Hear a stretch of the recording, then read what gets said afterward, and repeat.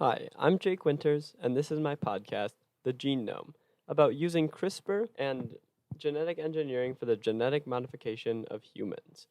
Today, I'll be giving you a little bit of information about what CRISPR is, how it works, and some public policies and reactions that the public has had so far. CRISPR-Cas9 was discovered by Emmanuel Charpentier and Jennifer Doudna. It basically works by taking a certain strand of DNA and pinpointing it, then cutting it out and either leaving it out or replacing it with a desired strand of DNA. This can help prevent lots of genetic diseases or genetic problems, and it can also help prevent some other diseases. For example, in China in 2018, a scientist named He Jiankui used the CRISPR technology on a set of unborn twins by replacing a gene in their genome with a gene that was resistant to HIV. This allowed their father, an HIV-positive man, to have kids without having to worry about its effects on his children.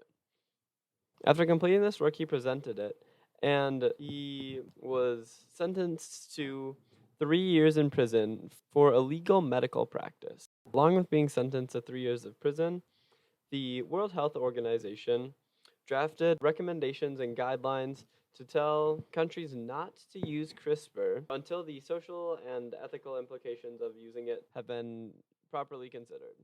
And similarly, they did this in China after Zhang Kui presented his work, and they drafted some new regulations to keep people from using certain medical and biomedical technologies, which included CRISPR. Another person who's done some genetic engineering and CRISPR work is a man in California named Josiah Zayner.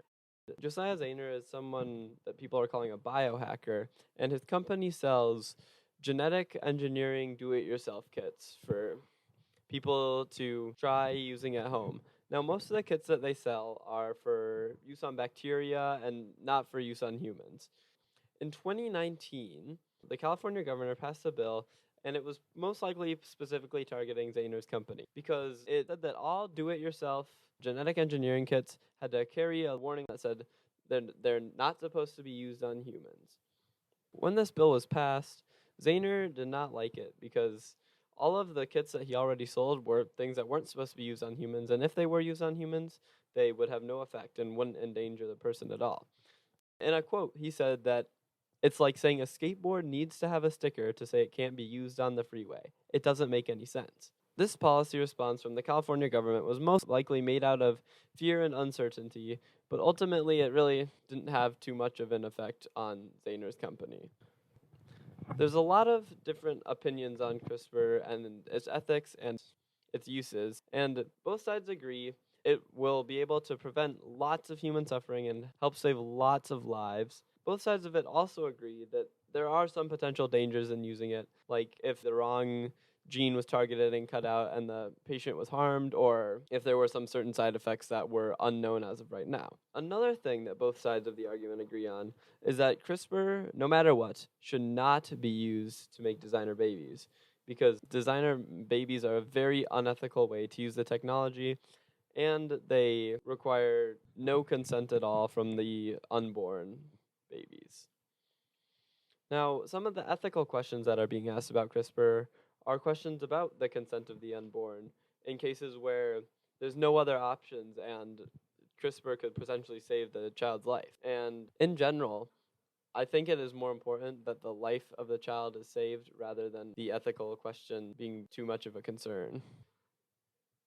A lot of scientists believe that it is really important to use this technology to help save lives and to use just technology in general to save lives. And something like this should not be passed up upon, especially when it could save the amount of lives it could and all the different uses it has. Like, it could potentially help to treat cancer cells and treat cancer by weakening the cancer cells so that the cancer drugs can more easily affect the cancer, or to help potentially produce organs for people without having to take organs from donors, and that will help save even more lives.